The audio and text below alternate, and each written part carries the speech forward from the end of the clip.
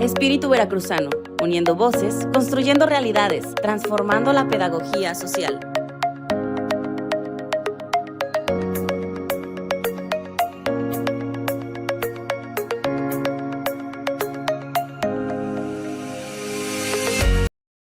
Quienes nos están viendo este día de hoy, miércoles 17 de mayo del 2023. Estamos transmitiendo una vez más el programa Espíritu Veracruzano, un programa de pedagogía social. Y pues hoy tenemos una visita, un invitado muy especial, a quien le agradezco muchísimo su tiempo. Es el doctor Samuel González Ruiz. Él es un experto en seguridad y me parece que en muchas otras cosas más, sobre todo en el tema del análisis geopolítico de lo que ocurre en nuestro país en relación con otros países, fundamentalmente en Estados Unidos. Así que pues les doy la bienvenida. Y a ti, Samuel, pues muy agradecida de que nos hayas brindado este espacio para charlar este día que está y tantos temas tan interesantes por analizar. Muchas gracias, Laura. Un placer poder estar ante el auditorio de Espíritu Veracruzano y poder hablar contigo sobre las materias que sean de interés para el muy importante estado de Veracruz. Así es, pues básicamente, Samuel, este programa es un espacio de reflexión y de pedagogía del Movimiento Honestidad Social e Igualdad, que es una asociación civil con una gran influencia y con un gran movimiento ciudadano en el estado de Veracruz. Pero entrando en materia, Samuel, me gustaría muchísimo que nos pudiéramos compartir. Creo que en el tintero ahorita hay varios temas que vale la pena platicar. Creo que el tema de la Suprema Corte y esta posibilidad, este debate que está, pues, digamos, iniciando y que tal vez nos falte lo más álgido de eso, para decidir si se reforma el procedimiento para elegir a las y a los ministros de la Suprema Corte. ¿Cuál es el análisis? ¿Cómo lo ves? ¿Qué te parece en el contexto de lo que ha comentado el presidente, de este, digamos, ambiente que se siente entre poderes en México? ¿Cuál es tu análisis, Samuel? Bueno, pues mira, creo que el tema de la Suprema Corte está siendo un tema polémico en estos momentos. Es un tema que hay que entenderlo en su proceso evolutivo, ¿verdad? Las reglas que hoy tenemos sobre el nombramiento de los ministros que están en la Constitución desde 1994 fueron un proceso de evolución del modelo anterior, donde antes existían muchas más salas de la Suprema Corte de Justicia. Llegó a haber hasta 30 y tantos ministros en la Suprema Corte de Justicia y se determinó que eran 11 los ministros que tenían que estar a partir del año 1995, cuando se hizo esta reforma que fue presentada por el presidente Zedillo, ¿verdad? Y que implicó pues que todos los ministros de la Suprema Corte de entonces salieron y fueron renombrados por el procedimiento que hoy es vigente. Antes, los ministros de la Suprema Corte pues eran nombrados por el presidente y con una mayoría de 2/3 partes de los senadores, pues se elegían y duraban toda la vida, es decir, como en los Estados Unidos. La realidad de ese momento es que la mayoría de los ministros salía de la Suprema Corte para hacer otros trabajos políticos. Entonces, la Suprema Corte de ese momento no tenía tampoco una estabilidad porque había muchos ministros políticos. La regla que se estableció en 1994 es una regla de duración de 15 años, aunque los primeros ministros pues duraron un poco más, precisamente por lo que tenían que hacer, digamos, el escalamiento, la seriación de los ministros para poder, ¿cómo se llama?, lograr el procedimiento de designación. Y se generó un proceso que a la luz de los años también lo podemos criticar. Este proceso en el que pues había ternas por parte del presidente de la República y elegían los señores senadores el que obtuviera las 2/3 partes.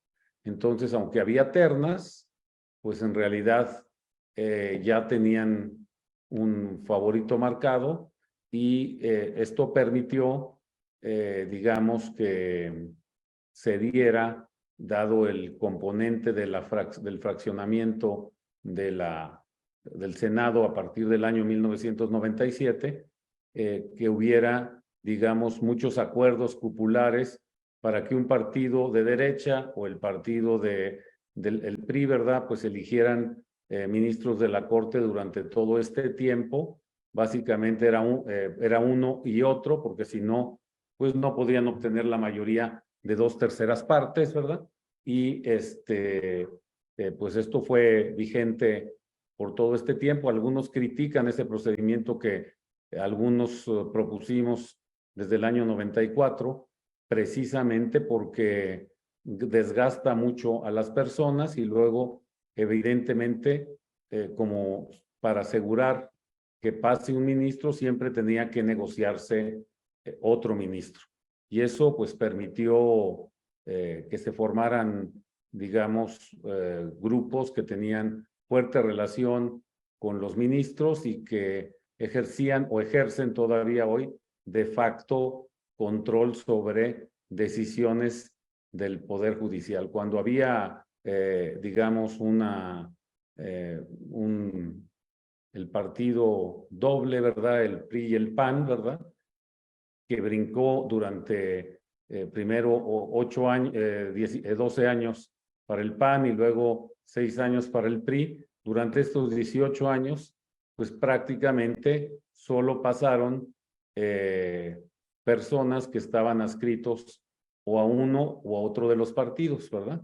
Ningún otro partido político llegó a tener un ministro en los hechos hasta la llegada hasta 2018, ¿verdad? La llegada del presidente López Obrador. El presidente López Obrador ha escogido 4 ministros y van a cambiar el próximo año 2 ministros más.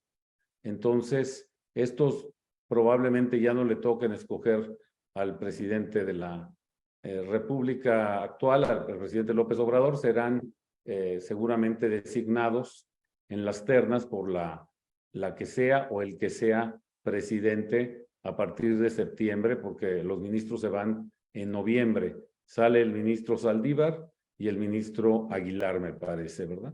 Entonces, terminan su periodo de 15 años. La regla de rotación que está establecida es una regla que no permite, en realidad, fíjate bien el recambio, Laura, si el presidente López Obrador designó 4 ministros y el siguiente presidente designa 4 ministros, ¿verdad?, pues van a ser 8 ministros los designados, en este caso, por un solo partido político, ¿verdad? Es decir, es la mayoría de la Corte, ¿verdad? Quedan solamente 3 más que designaría el siguiente presidente. A mí no me parece que pueden corregirse cosas, pero no me parece malo ese cambio lento en una institución que debe controlar la constitucionalidad. Puede haber mejoras, a lo mejor regresar al sistema donde hay un solo propuesto, ¿verdad?, por parte del presidente de la República, como en los Estados Unidos, y la aceptación en los comités judiciales, pero no me parece que sea una regla equivocada, es una regla de transformación lenta, ¿verdad?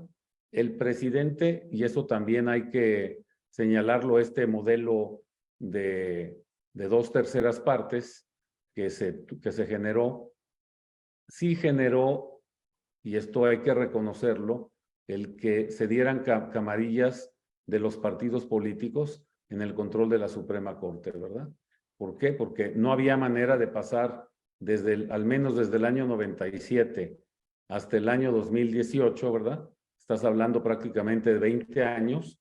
No había manera de pasar a ningún juez de la Suprema Corte, a ningún ministro, sin la voluntad de dos partidos políticos.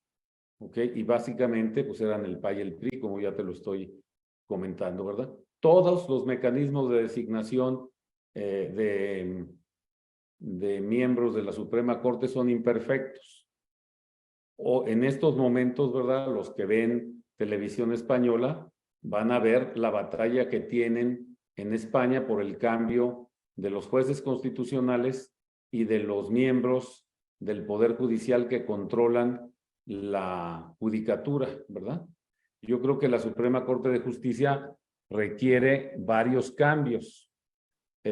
Uno de ellos es, desde luego, dividir las funciones de la Suprema Corte como órgano constitucional de la Suprema Corte, o más bien dicho, del Tribunal Último de Legalidad, ¿verdad? Y la Corte, nada más para que el público lo entienda, y esta es una de las mayores críticas, ¿verdad? Más o menos la Suprema Corte de Justicia he contabilizado que toma unas 6,000, ¿sí? 6,000 decisiones al año, ¿verdad? Mientras que en el caso norteamericano solamente hay unas 100 sentencias, ¿ok? O sea, la Suprema Corte de Justicia de la Nación no ejerce funciones que no debiera ejercer, eso a mí me queda claro, ¿verdad?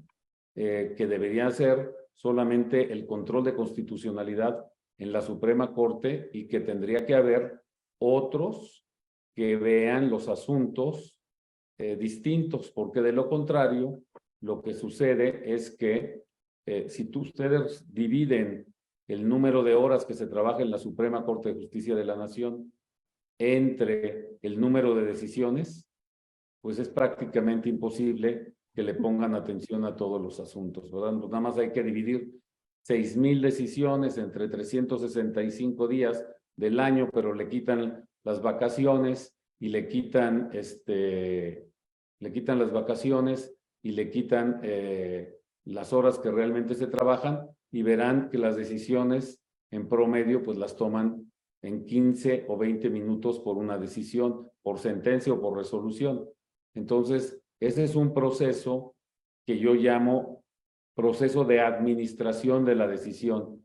No es un proceso deliberativo, como sí sucede en la Suprema Corte de los Estados Unidos, que nada más tiene 9 miembros. Y también hay que decirlo, ¿verdad? El Consejo de la Judicatura, pues tiene que tener su rol, pero yo juzgo que esto que propuso José Ramón Cosío, de que el presidente de la Suprema Corte de Justicia y el presidente del Consejo de la Judicatura Federal sea la misma persona, yo creo que es totalmente inconveniente. Entonces, sí hay muchas cosas que transformar a la Suprema Corte. Hemos hecho reformas, ¿verdad? Y se han dado procedimientos y cambios, pero creo yo que hay que transformarle varias cosas al modelo. Esta discusión que está ahora en los medios de la posibilidad de que los ministros de la Corte sean elegidos como un tema sí, que se modifique la manera de elección, ¿tú lo ves viable? Yo creo que eso tiene muchas complejidades, ¿verdad? Yo creo que en algunas cosas tenemos que ser muy conservadores, como en la manera de constituir el órgano de control constitucional, ¿verdad?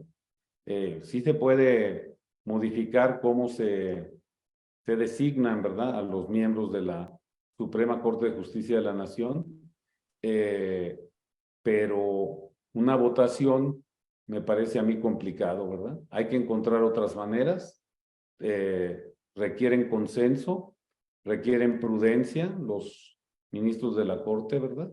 Pero Más que nada, lo que yo creo es que deben de separarse las funciones, estrictamente hablando, porque con eso, a ver, con eso se le quita, digamos, para que el público lo entienda, ¿verdad? Yo siempre critico a las decisiones de la Suprema Corte porque en algunas de ellas, ¿verdad? Las decisiones que tienen que ver con derechos humanos, por ejemplo, pues nos las ponen en la televisión y discusiones muy grandes, ¿verdad? En la televisión para determinar, hoy es cada uno de los elementos que cada ministro dice, ¿verdad? Y particularmente, pues lo digo con toda sinceridad, a mí no me gusta la discusión que se da en el canal judicial entre los ministros. Yo creo que esa propuesta que hizo el ministro, bueno, cuando se hizo hace unos 8 o 10 años, ¿verdad? Esa discusión no ha sido buena para la Suprema Corte de Justicia de la Nación. Y no ha sido buena, y lo digo el por qué, ¿verdad? En Estados Unidos, lo que se discute, o sea, lo que los ministros oyen, lo que es público, es las presentaciones de las partes que están presentando su caso, ¿verdad? La parte A puede ser un fiscal, la parte B puede ser una empresa o la persona que está haciendo el argumento frente a la Suprema Corte es la que presenta sus argumentos sobre el caso, ¿ok? Y se oye a las partes, los ministros, los jueces de la Suprema Corte, los entrevistan a las partes, toman notas y después dan una sentencia que es por mayoría o por unanimidad. Y la sentencia es lo que es público. Desafortunadamente, con este sistema que creo que estableció el ministro Azuela y otros ministros, ¿verdad? De que se presenten, lo que a veces tenemos, pues es una feria de vanidades entre los ministros, ¿verdad? Los ves a los ministros a veces como, digamos, debatiendo las ideas entre ellos, ¿verdad? Y ahí hay gente que sostiene que las sentencias son como las salchichas, ¿verdad? No se debe saber qué contienen porque lo importante es el producto final, ¿verdad? Si se discute sobre las sentencias de esa manera, ¿verdad? Lo que resulta es que tienes una guerra a veces entre vanidades de algunos ministros. Otros son muy institucionales, ¿verdad? Pero hemos tenido guerras de vanidades muy fuertes entre ministros, ¿no? Entonces, yo no estoy de acuerdo con ese sistema. Estoy mucho más de acuerdo con un sistema como el de Estados Unidos, donde las partes les dan argumentos a la Corte y la Corte decide de conformidad con sus propias reglas, ¿verdad? Entonces, sí hay mucho que cambiar. Lo importante es que el juez oiga al pueblo y que ahí tome la decisión y que la decisión sea transparente, ¿verdad? Eso es lo importante. Así es. Pues yo creo que va muy clara esta explicación. Me parece que es un tema que no se agota aquí. Sin embargo, hay tanto que decir y tanto que escucharte, Samuel, que me gustaría pasar al siguiente tema. El tema de la migración. También el gobierno mexicano pues ha enfrentado una serie de retos muy importantes. El tema de la migración no es un tema exclusivo de este sexenio, sin embargo, las condiciones en las que ahora se ha dado este movimiento tienen especial relevancia, sobre todo porque cruza con el tema de lo que en Estados Unidos ahorita es la carrera por la sucesión, las elecciones, el tema del fentanilo, de considerar a los cárteles como organizaciones terroristas, y creo que todo este ambiente nos genera pues una situación en materia de política exterior delicada. Tú eres un gran conocedor del tema de Estados Unidos. ¿Qué opinión te merece? Yo te pediría que comenzáramos por el tema de migración. Muchas gracias, Laura. Yo creo que migración es un tema mundial, ¿verdad? Nosotros vemos por razón natural y tenemos sesgo de taller, ¿verdad? Lo que pasa en México. Y aquí, obviamente, ves a muchísima gente, primero mexicanos que tratan de ir hacia el norte, y luego ves a personas de Centroamérica, de Guatemala, Honduras, ¿cómo se llama? Salvador, Salvador, Nicaragua, Nicaragua. y luego gente de Colombia y de Venezuela, ¿verdad? Y obviamente haitianos y cubanos que buscan ir al norte y pasan por México, y bueno, pues México está en un sándwich. Pero el fenómeno de la migración es mundial. Lo mismo ves en Europa, ¿verdad? Mucha gente del África subsahariana que quiere llegar a Europa como estado, como estados, ¿verdad? Como un grupo de países dentro de la Unión Europea que tienen un alto nivel de vida y una migración pues muy fuerte que está llegando a los estados, ¿no? Entonces es un tema mundial y nosotros estamos en un sándwich. Efectivamente, una de las batallas más delicadas dentro de la política norteamericana es el tema de migración y tiene un componente altamente sensible para algunos de los estados norteamericanos y obviamente para el Partido Republicano, pero también por el Demócrata, ¿verdad?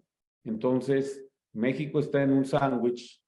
México está, digamos, sometido a una política norteamericana que es una realidad en la cual, tiene que colaborar el gobierno mexicano con el gobierno americano para pagar los flujos de la gente que quiere llegar a los Estados Unidos. Los Estados Unidos tienen una política de apoyo, desde luego, a las personas que están teniendo problemas, pero solamente por asilo, es decir, problemas políticos o de seguridad, de violencia de cárteles, ¿verdad? Pero no hay un derecho de asilo para la migración económica, ¿verdad? No lo existe, ¿ok? No existe ese derecho de asilo para migración económica en los Estados Unidos. Entonces tienes que justificar por qué quieres ir a los Estados Unidos con base en pues una amenaza concreta por una represión política y bueno, pues eso no siempre es fácil de obtener para hacer un asilo, digamos, legal en los Estados Unidos. Y evidentemente nosotros estamos sometidos a esta gran presión y no cabe duda, como ya dije, que va a ser uno de los temas definitorios de la relación entre republicanos y demócratas, ¿verdad? El presidente Trump salió ya hace 3 años y los norteamericanos no han modificado un ápice su política migratoria. Sigue siendo, estamos como, o sea, no ha cambiado el campo de batalla, ¿verdad? Y nosotros, pues ya te dije, estamos en medio, ¿verdad? ¿Cuál es nuestro rol, verdad? Hay mucha gente que estima que la migración se debe dar de manera libre, ¿verdad? Sí, pero el problema es que donde los reciben dicen que no, ¿verdad? Entonces, ¿hay un derecho a la migración o hay un derecho al asilo? Ese es un tema, ¿cómo se llama?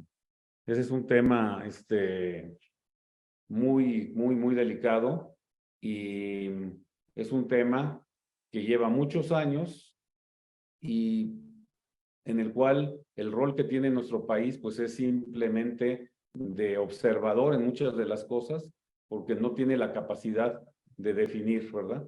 México les abrió las puertas a los migrantes, les dijo que si se querían quedar en el país podían quedarse en el país, pero es evidente que los migrantes no quieren quedarse en el país, ¿verdad?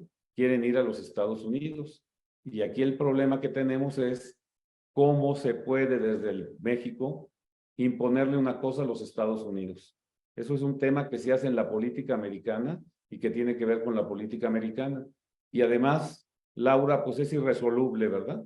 O sea, mientras los norteamericanos no adopten una política distinta, siempre vamos a ser su colchón. Ese es el punto.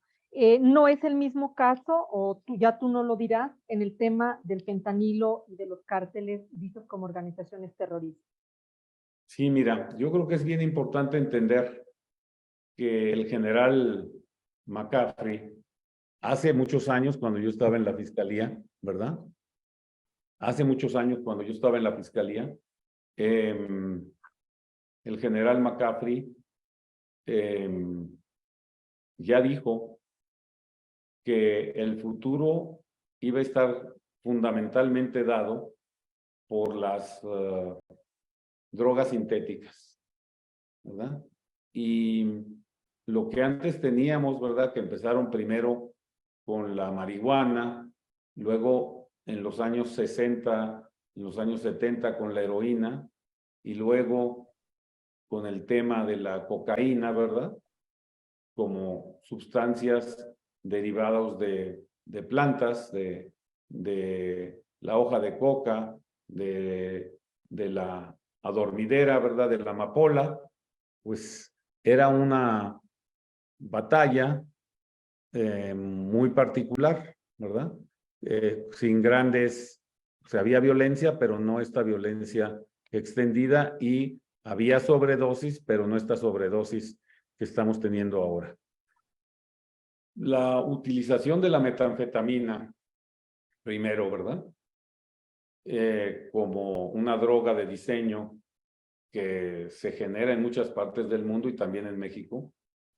Y ahora, bueno, no cabe duda que el otro elemento central son los opiáceos, que en los Estados Unidos los empezaron a dar los laboratorios farmacéuticos, ¿verdad?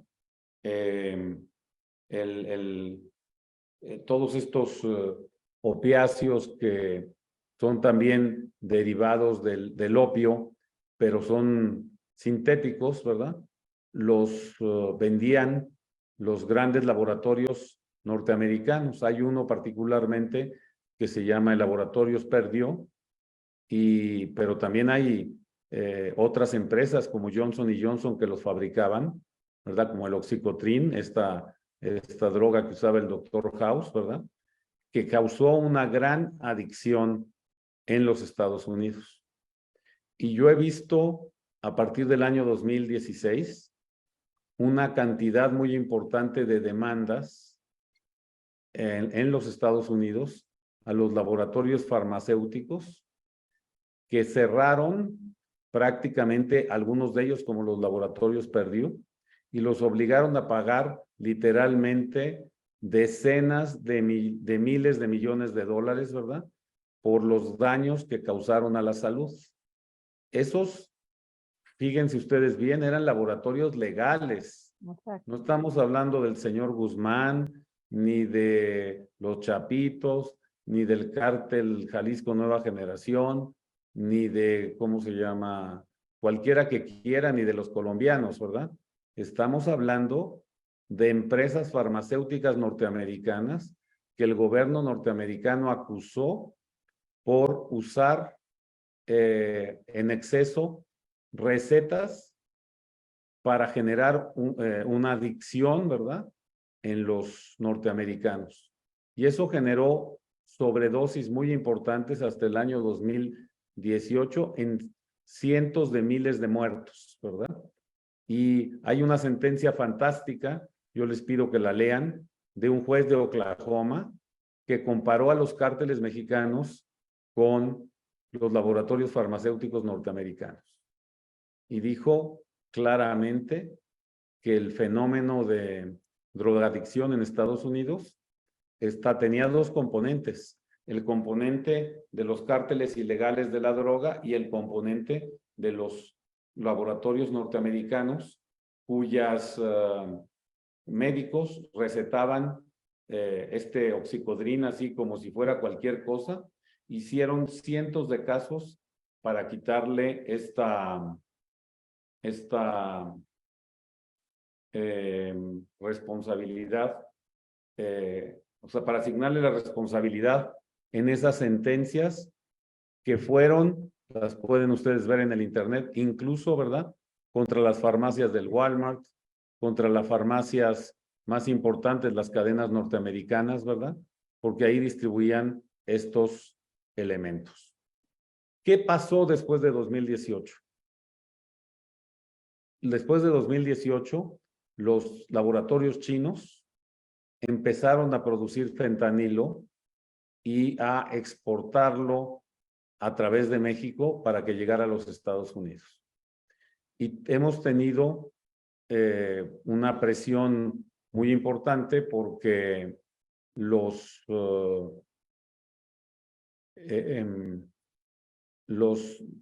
norteamericanos empezaron a consumir fentanilo en cantidades muy grandes. El fentanilo es de 50 en adelante veces, ¿verdad? Hasta 1000 veces más poderoso que la heroína, ¿verdad? Un gramo de fentanilo es 1000 veces más poderoso que un gramo de heroína y es mucho más barato, ¿verdad? Y más o menos se ve claramente en las gráficas de los norteamericanos, ¿verdad? Ha habido un incremento exponencial en la sobredosis. Pero más o menos podemos calcular que en los últimos 4 años han muerto probablemente unos 400,000, 350,000 norteamericanos. Y eso ejerce una presión muy fuerte sobre los representantes, sobre los diputados, sobre los senadores, porque las madres, como es lógico, de alguna persona que murió por sobredosis de fentanilo, ¿verdad? Pues va a presionar a su senador y a su diputado para que haga algo, ¿verdad? Y obviamente la presión que ha recibido el gobierno mexicano en los últimos meses sobre este tema viene también de este punto, que es la presión que los ciudadanos ejercen sobre sus representantes. Entonces, aquí yo creo que hubo un mal cálculo de los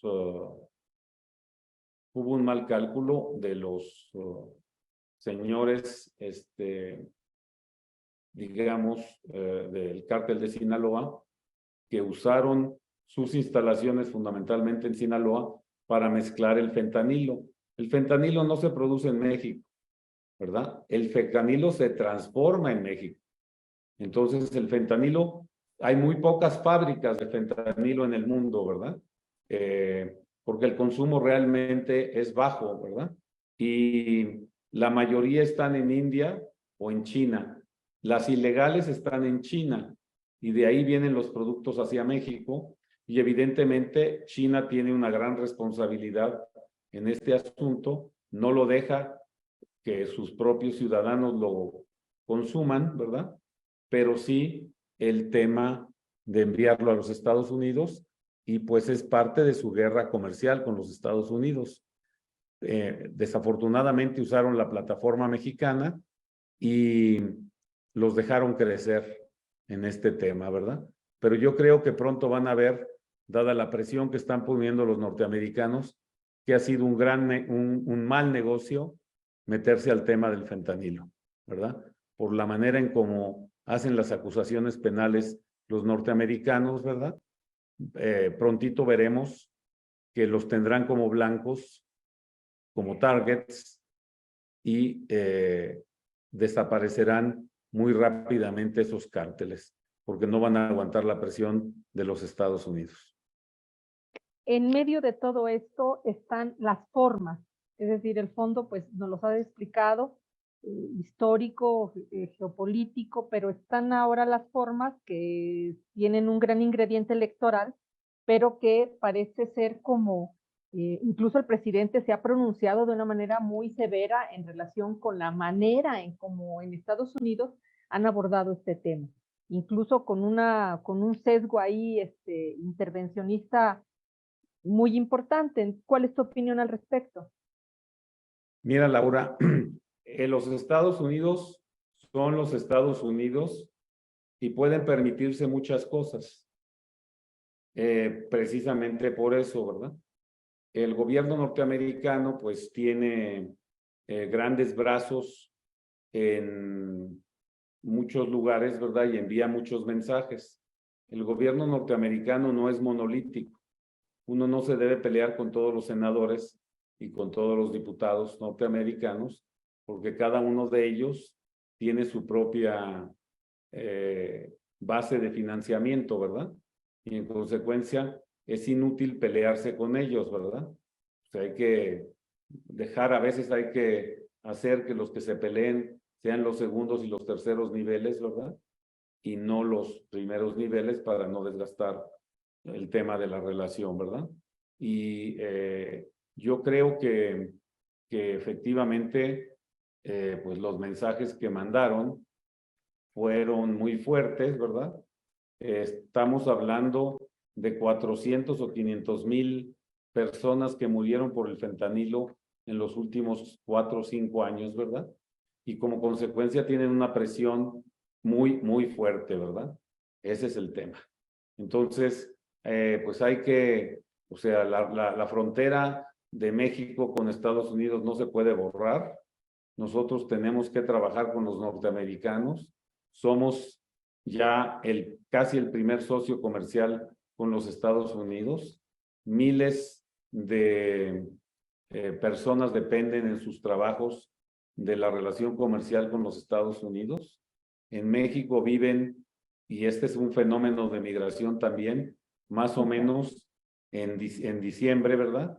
Digamos, en la temporada de invierno, vienen a México entre 1 millón y 3 millones de canadienses y de norteamericanos a pasar aquí en las costas fundamentalmente y a vivir en nuestro país, ¿verdad? O sea, no solamente es la cantidad de mexicanos que nosotros mandamos o mandaron que están allá, sino los norteamericanos que escogen vivir en México por múltiples razones. Todos son fenómenos de migración y todos son fenómenos que tenemos que entender cómo se interrelacionan para saber cómo tratar con el gobierno norteamericano. Pero bueno, pues no te debes enfrentar a un senador, ¿verdad? O sea, hay que usar las críticas y mejorar la relación, pero no debieran enfrentarse con un solo senador. Hay cosas más importantes, ¿verdad? En la relación. Claro, y sobre todo pues que el gobierno mexicano tiene ya un papel, digamos, al que no habíamos estado acostumbrados a ver en estos contextos, ¿no? Así es, Laura. Samuel, me gustaría que esta última parte del programa nos hablaras sobre el tema de seguridad en México. Creo que es Un muy tema del que importante el tú sabes tema. mucho y nos gustaría saber cuál es tu análisis y tu reflexión al respecto. Mira, la secretaria de Seguridad, Rosa Isela Rodríguez, presentó el día de ayer una gráfica en materia de homicidio, donde en los últimos 5 años, 4 años, desde 2018 para acá, han bajado 16.5% el número de homicidios en el país, pasando de 2.800 a 2.400 por mes. Y cada vez que yo veo esa gráfica, y se lo dije antes al gobierno de Peña Nieto y al gobierno de Calderón y al gobierno de Fox, ¿verdad? Esos números no son responsabilidad del gobierno federal. El gobierno federal contribuye, pero la aplicación de la ley es un tema central que tiene que ver con los gobiernos locales. Si los gobiernos locales están haciendo bien su trabajo, si los gobiernos locales tienen buenos fiscales, buenos jueces, entienden el sistema procesal acusatorio y tienen equilibrios, entonces... Estás hablando de los gobiernos de los estados. De los estados, claro. Entonces tienen seguridad, ¿verdad? Nosotros tenemos un mosaico, Laura, que hemos analizado muchas veces contigo, ¿verdad? Hay estados como Yucatán, como Campeche, como Hidalgo, como pues ahora la Ciudad de México, que ha caído muchísimo el nivel de violencia, ¿verdad? Ha reducido en un 50% la Ciudad de México el índice de homicidios. Ya estamos en 8 homicidios cada 100,000 habitantes, como estábamos antes, ¿verdad? Y se había subido a 16. O sea, es un tema sustancial.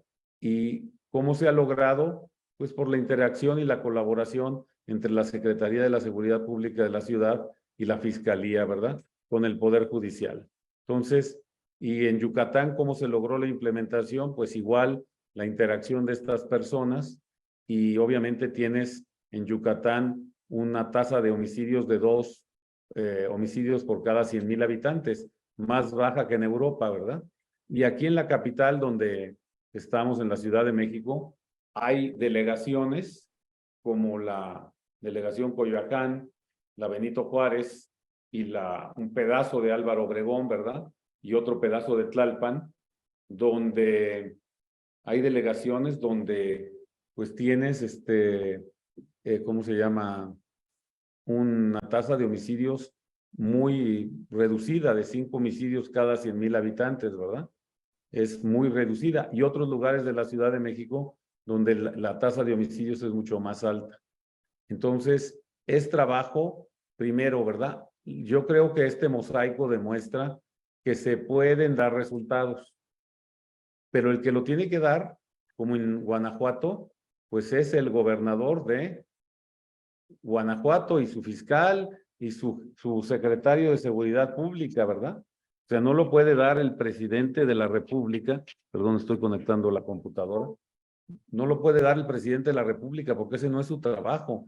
Su trabajo y el de la licenciada Rosa Isela Rodríguez es apoyar a que los gobiernos puedan desarrollar sus programas, ¿verdad? Pero es responsabilidad de los gobiernos estatales, no es responsabilidad del gobierno federal, no puede hacer más que trabajo complementario.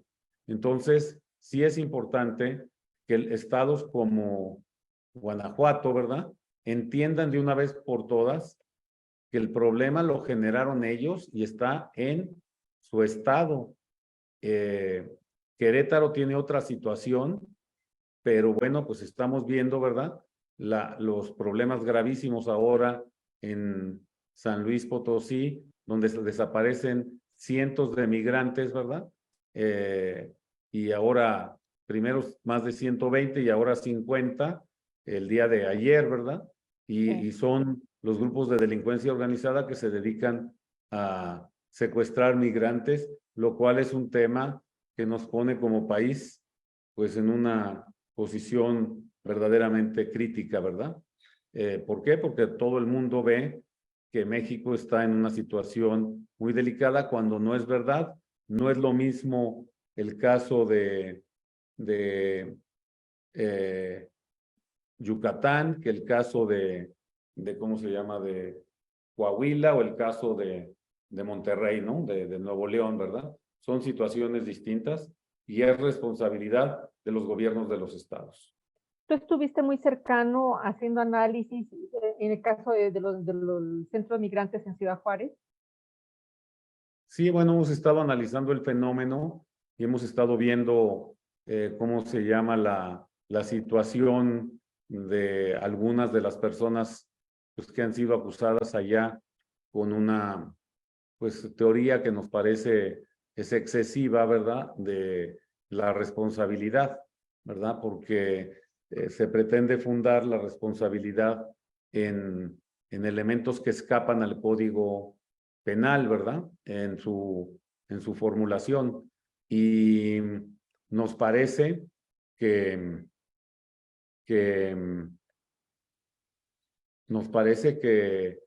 pues hay que trabajar, ¿verdad?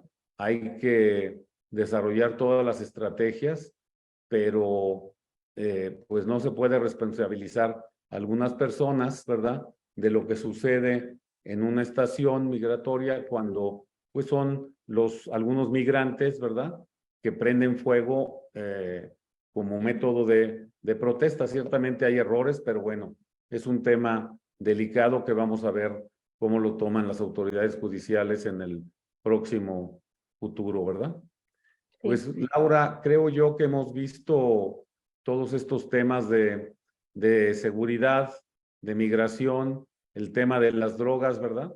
Y pues también tenemos el tema de lo que llaman la militarización, que es un tema delicado que está presente en todos digamos, las discusiones, ¿verdad? Yo, igual que tú, creo yo, sabíamos de los graves problemas que tenía la Policía Federal generada por García Luna, ¿verdad? Y sabíamos que había pues muchos problemas en torno a la manera en cómo se constituyó, porque García Luna, lo comentamos tú y yo, ¿verdad?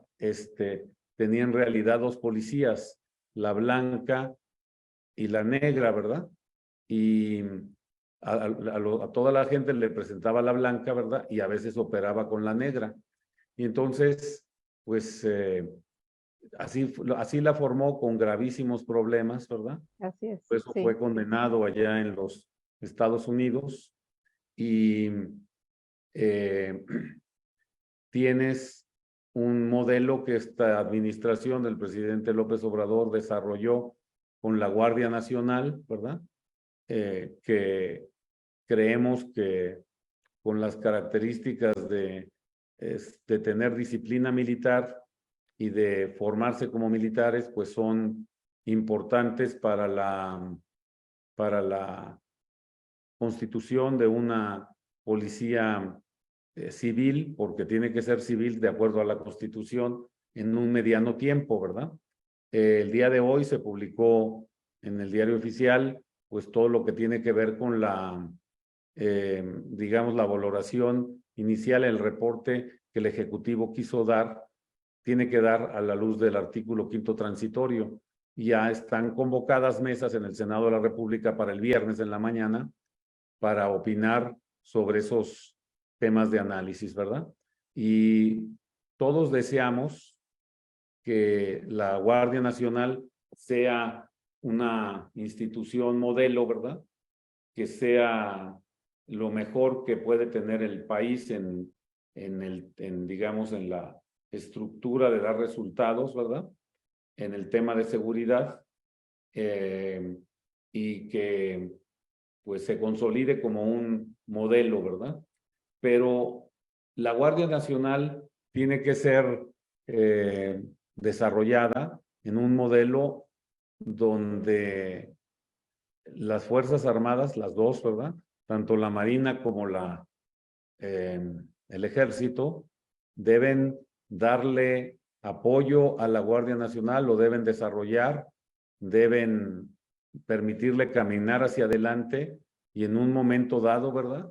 Deben dejarla ser una institución autónoma, ¿verdad? Y distinta de las fuerzas militares, ¿no? De las Fuerzas Armadas. Y hay que decir el por qué, ¿verdad? Miren, o sea, nosotros tenemos un sistema de derechos humanos internacional en el cual México forma parte en la Corte Interamericana de Derechos Humanos, ¿verdad?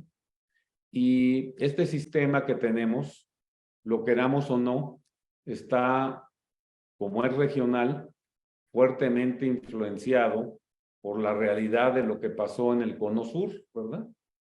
Es decir, la guerra sucia de los años 80 en el sur del continente, 70 y 80, ¿verdad? Okay. Dejó unas cicatrices tremendas en la población, ¿verdad?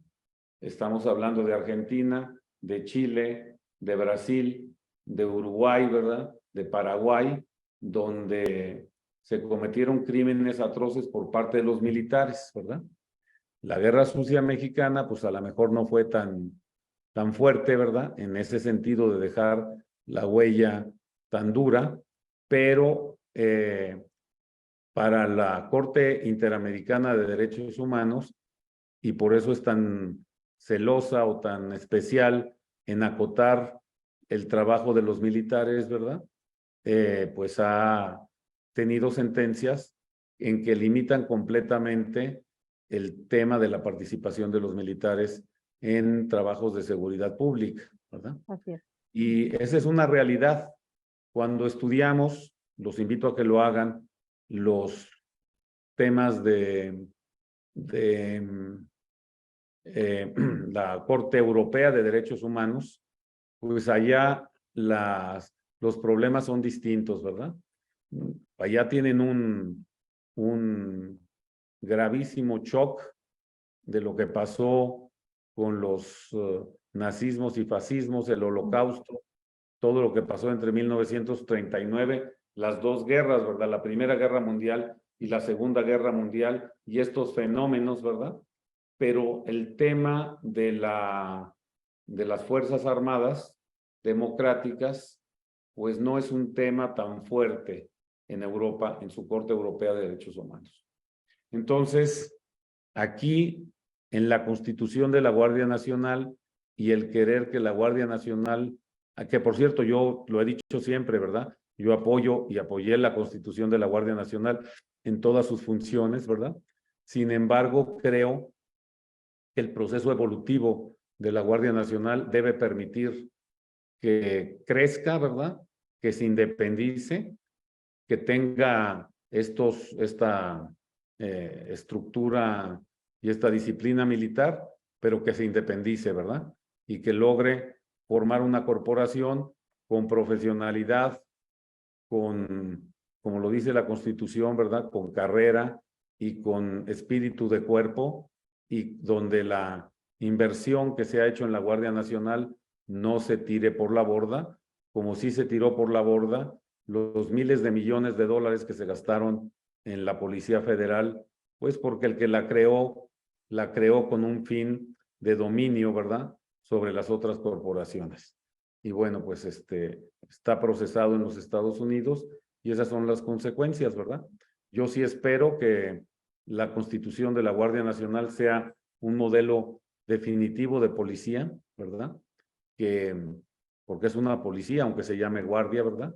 Sus funciones son de policía y que se pueda constituir y consolidar a un mediano plazo en los temas que son importantes para la Constitución mexicana y para todo el pueblo mexicano. Samuel, tú, porque me consta, eres un conocedor también del tema de seguridad en los municipios. Si nos pudieras compartir para quienes nos están viendo y escuchando, ¿cómo ves el tema de los municipios con los cambios que ha habido y con este nuevo contexto de todo lo que ocurre, el papel de la Guardia Nacional, la desaparición de muchas policías, los cambios que hubo en relación con los apoyos a los municipios, etcétera?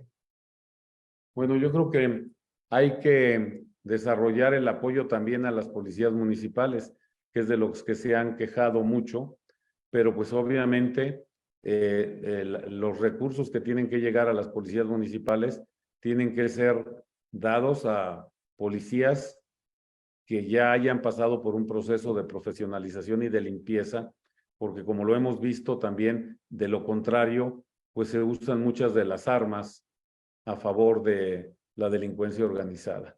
Entonces, yo sí creo que es necesario apoyarlas, pero creo que es necesario, pues, que no pase lo que pasó en Iguala, ¿verdad? Hoy sentenciaron Hoy lo sentenciaron, sí. a este señor Abarca, ¿verdad? Creo que a José Luis Abarca, 90 y tantos años, 94. 90 y tantos años de prisión por haber participado en la desaparición de los jóvenes, ¿verdad? De Ayotzinapa, un hecho terrible y lamentable, ¿verdad? Donde es un crimen de Estado, pero no porque haya sido hecho por el Estado federal, ¿verdad? Es un crimen de Estado porque lo organizó un alcalde, participó un alcalde. Yo creo que la sentencia del día de hoy lo demuestra, ¿verdad? Y participó un alcalde y su policía, ¿verdad? Es un hecho aberrante, es un hecho muy lamentable, ¿verdad? Ha habido decenas de intentos de confusión, ¿verdad? Y pues es muy importante distinguir, ¿verdad? ¿Qué cosa es un crimen de Estado? ¿Qué cosa no lo es? qué viene desde arriba y qué no lo es, ¿verdad? Es, ¿cómo se llama? Es un proceso, digamos, terrible observar cómo se, a través justamente de las intervenciones de la agencia norteamericana, la DEA en Chicago, ¿verdad? Cómo dieron la orden para desaparecer a los jóvenes. Pues es un proceso lamentable, es un proceso en el que queda clarísimo, siempre estuvo desde el primer día, que la policía municipal ayudó, ¿verdad?, a este tema de las desapariciones, ¿verdad? Es terrible cómo existe pues toda la evidencia y toda la prueba para este tema, ¿verdad? Hay hechos muy lamentables en nuestro país, ¿verdad? La decisión de los criminales en San Fernando de matar a 80 y tantos migrantes, ¿verdad? Por el simple hecho de que no querían colaborar con ellos ni pagar su rescate, pues es un ejemplo de una demencia muy, muy fuerte, ¿verdad? Samuel, yo te Hay otros preguntaría, hechos. ¿los municipios pueden con este trabajo, pueden con esta profesionalización? Yo espero que sí, ¿verdad? Hay municipios que sí pueden y creo que a lo mejor hay que tener acotadas las funciones, ya la expansión de la Guardia Nacional en todo el país, pues es importante. Recientemente un taxista de Ciudad Juárez nos decía que el hecho de que hayan desplazado para allá a la Guardia Nacional en contradicción de la Policía Federal, ¿verdad? Lo veían los pobladores muy bien y bueno, precisamente porque si no tienes esta presencia de cuerpos distintos en este país, ¿verdad? Pues puedes provocar, digamos, zonas donde la delincuencia organizada controla todo el territorio. Y eso es de lo que se tiene que evitar. Así es. Pues, doctor, te agradecemos muchísimo tu tiempo, todo que nos hayas compartido estas reflexiones. Creo que nos has dado muchísimos elementos que normalmente no se abordan en los medios de comunicación. Se hablan de generalidades y creo que nos has hablado de una manera muy clara, muy pedagógica, de qué sí, qué no, de dónde vienen estos cambios y estas transformaciones, qué es lo que se sugiere para en el caso de la Corte, de los jueces, en el caso de la seguridad en los estados. Y creo que las personas que nos escuchan puedan llevarse una idea mucho más clara para poder discernir entre lo que escuchan también y así deslindar también responsabilidades de lo que le toca a cada quien. Pues te Pues agradecemos muchas gracias, muchísimo. Laura. Gracias por la invitación. Como siempre, estoy a tus órdenes. Muchas gracias y gracias a todos. Nos vemos el próximo miércoles aquí en una emisión más de Espíritu Veracruzano. Muchas gracias. Gracias, doctor. Buenas noches.